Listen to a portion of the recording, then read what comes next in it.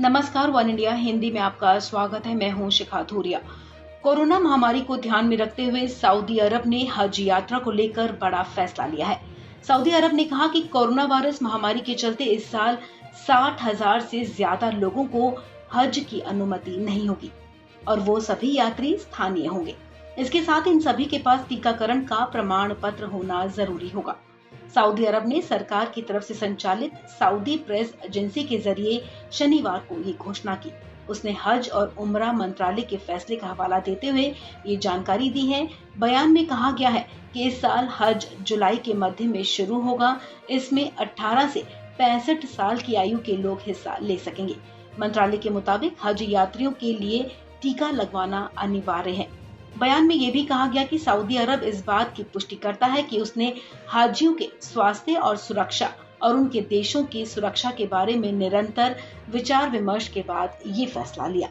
हज मंत्रालय ने कहा कि इस साल सऊदी के 60,000 निवासी और नागरिकों को ही यात्रा की अनुमति होगी। हज पर केवल उन्हीं लोगों को जाने की इजाजत होगी जो टीका लगवा चुके हैं और उनकी उम्र 65 से कम होगी।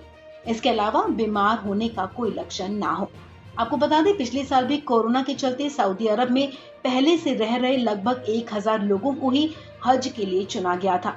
आमतौर पर हर साल लगभग 20 लाख मुसलमान हज यात्रा करते हैं। आपको बता दें कि हाल ही में केंद्रीय मंत्री मुख्तार अब्बास नकवी ने हज यात्रा को लेकर जारी असमंजस के बीच कहा था कि हज यात्रा को लेकर सऊदी अरब जो फैसला करेगा, भारत उस फैसले के साथ खड़ा होगा। उन्होंने कहा था कि हमने अपनी पूरी तैयारियां कर ली हैं। हमने हज यात्रा के लिए लोगों से आवेदन भी ले लिए हैं।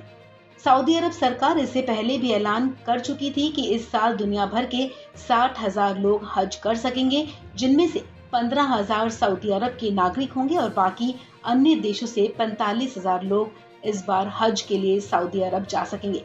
लेकिन अब सऊदी सरकार ने ये साफ कर दी कि इस बार भी बाहर से कोई व्यक्ति हज नहीं कर सकेगा। इस खबर में फिलहाल इतना ही। तमाम अपडेट्स के लिए आप बने रहिए वन इंडिया हिंदी के साथ।